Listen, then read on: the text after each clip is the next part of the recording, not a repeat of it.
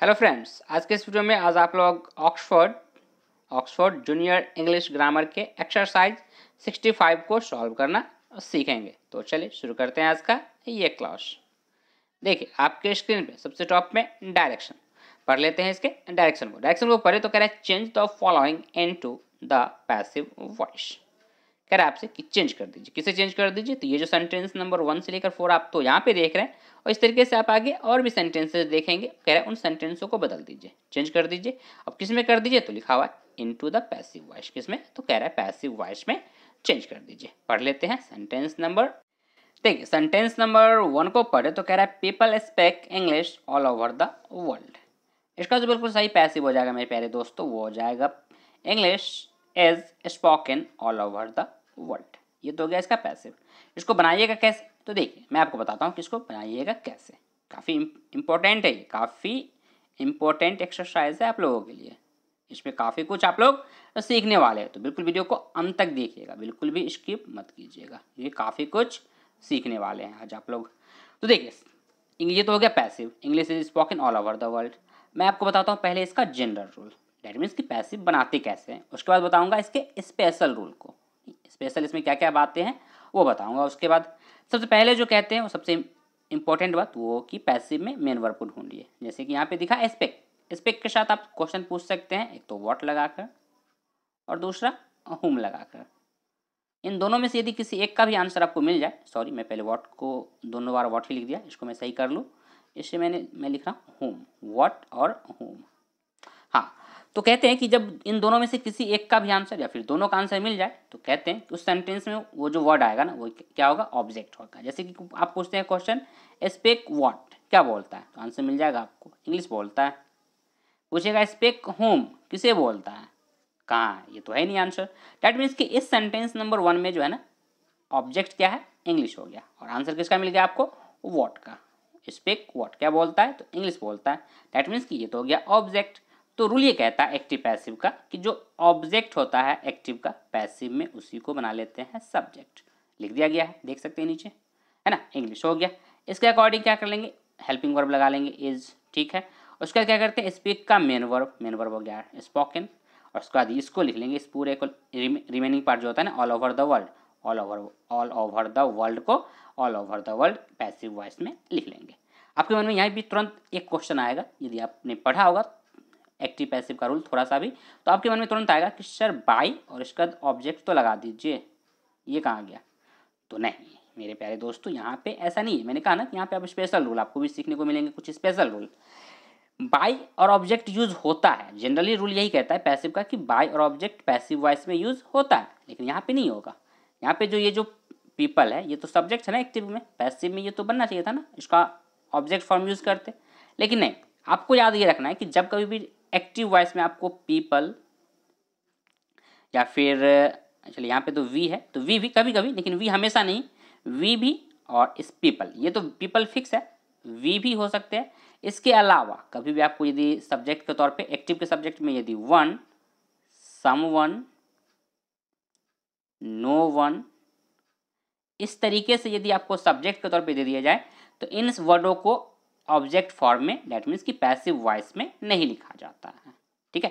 जैसे कि यहाँ पे आप देख सकते हैं कि पीपल यहाँ पे एक्टिव में तो है लेकिन पैसिव में यूज नहीं किया गया है। और इसे सेंटेंस जो है ना ये पैसिव, ये बिल्कुल सही है, ये कोई गलत नहीं है, ये बिल्कुल क्या है? सही है, क्योंकि बिना विदाउट पीपल के भी इसका मीनिंग बिल्कुल क्लियर है, सेंस क्लियर है।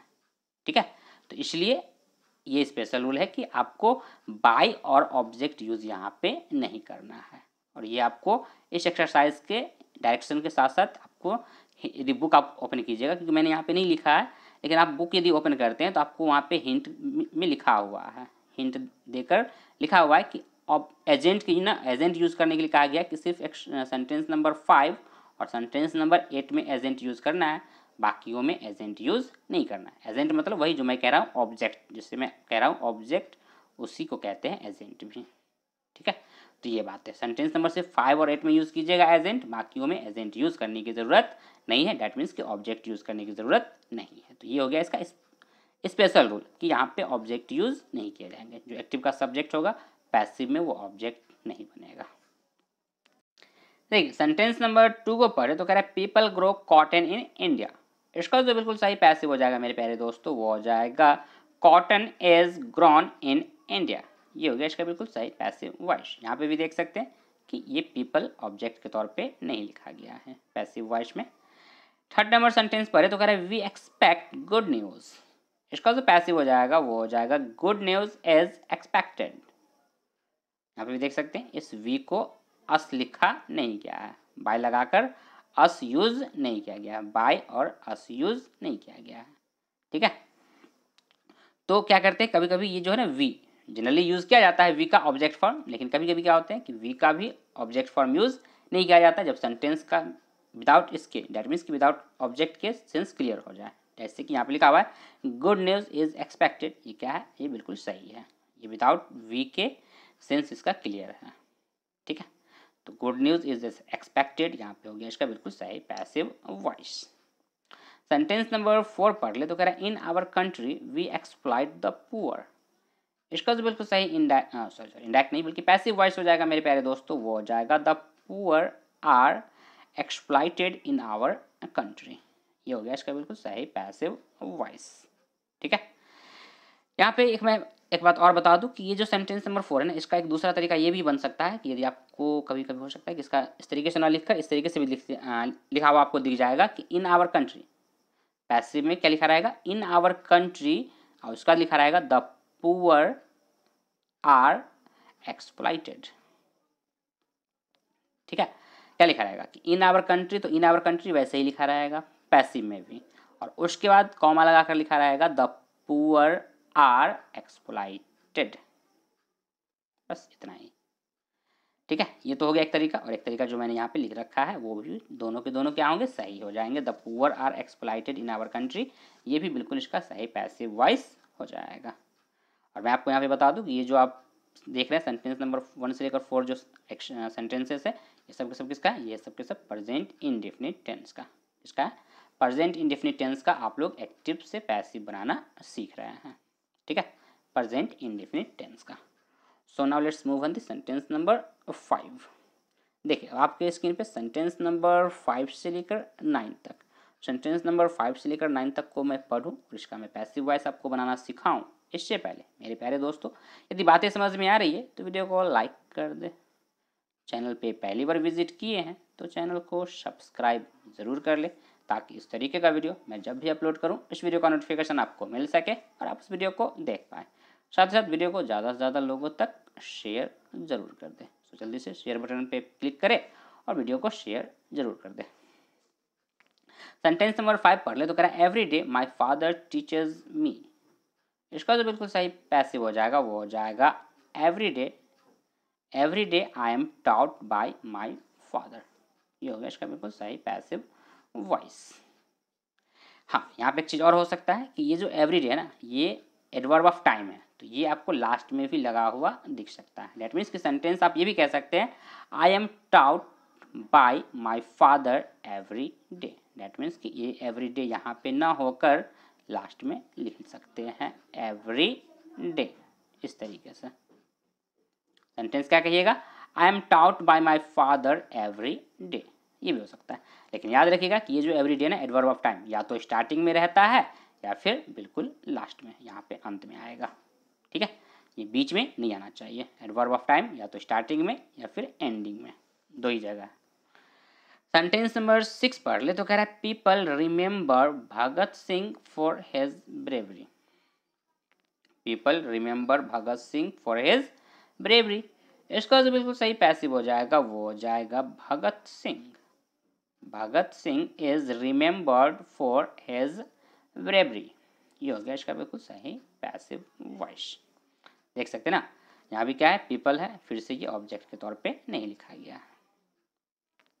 सेंटेंस नंबर 7 पढ़ ले तो कह रहा है everyone hates Mohan because he is a thief. इसका जो बिल्कुल सही पैसिव हो जाएगा वो हो जाएगा मोहन इज हेटेड।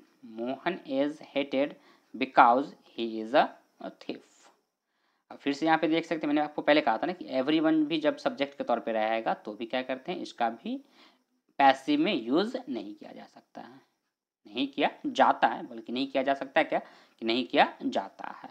ठीक है, तो देख सकते हैं एवरीवन भी यहाँ पे यूज पैसिव वॉइस में नहीं किया गया है। ठीक है, सेंटेंस नंबर 8 पढ़ ले तो कह रहा है our leaders misguide us, our leaders misguide us. इसका जो बिल्कुल सही पैसिव हो जाएगा वो हो जाएगा we are misguided, we are misguided by our leaders, we are misguided by our leaders, ये हो गया इसका बिल्कुल सही पैसिव वॉइस। सेंटेंस नंबर हाँ सेंटेंस नंबर 9 देखिए, हाँ 8 में मैं बता दूं कि 8 में देखिए यहाँ पे है ना ऑब्जेक्ट लगा हुआ, देखिए बाय और उसके बाद आवर लीडर, है ना, 8 में भी हो गया और 5 में भी लगा हुआ, देखिए माय फादर। इन दोनों सेंटेंसों में बाय लगाकर ऑब्जेक्ट यूज किया गया है, 5 में और 8 में। लेकिन बाकी सेंटेंसों में आप देख सकते हैं 6 और 7 दोनों में ये जो पीपल है और ये एवरीवन है ये ऑब्जेक्ट एक्ट पैसिव वॉइस में नहीं यूज किया गया है। सेंटेंस नंबर 9 पढ़ ले तो कह रहा है वी कीप बटर हेयर, इसमें भी ऑब्जेक्ट फॉर्म यूज नहीं किया जाएगा वी का, इसका पैसिव पढ़ लेंगे, लिख लेंगे इस तरीके से butter is kept here, butter is kept here, ये हो गया इसका बिल्कुल सही passive voice. So now let's move on the sentence number 10। Finally अब आपके स्क्रीन पे सेंटेंस नंबर 10, सेंटेंस नंबर 10 पढ़े तो कह रहा है one uses milk for making curd and sweets, one uses milk for making curd and sweets. इसका जो बिल्कुल सही पैसिव हो जाएगा मेरे प्यारे दोस्तों वो हो जाएगा milk is used, milk is used for making curd and sweets, ये हो गया इसका बिल्कुल सही पैसिव वॉइस। मैं आपको बता दूं कि जितने सेंटेंस आपने देखा डेट मीन्स कि आपने 10 नंबर तक सेंटेंस देखा, ये सब के सब किसका था, प्रेजेंट इंडेफिनिट टेंस का। मैं आपको फिर से याद दिला दूं कि आपने प्रेजेंट इंडेफिनिट टेंस का क्या बनाना सीख रहे थे, पैसिव वॉइस बनाना सीख रहे थे। ठीक है, आपको मैंने स्टार्टिंग में बताया था कि ऑब्जेक्ट फाइंड आउट करना, तो ऑब्जेक्ट आप सभी सेंटेंसों में क्या करके लगा पूछ सकते हैं, मेन वर्ब चुनिएगा, जैसे कि यहाँ पे है यूजेज, इसके साथ आप क्वेश्चन लगा के पूछ सकते हैं, एक तो व्हाट और दूसरा होम।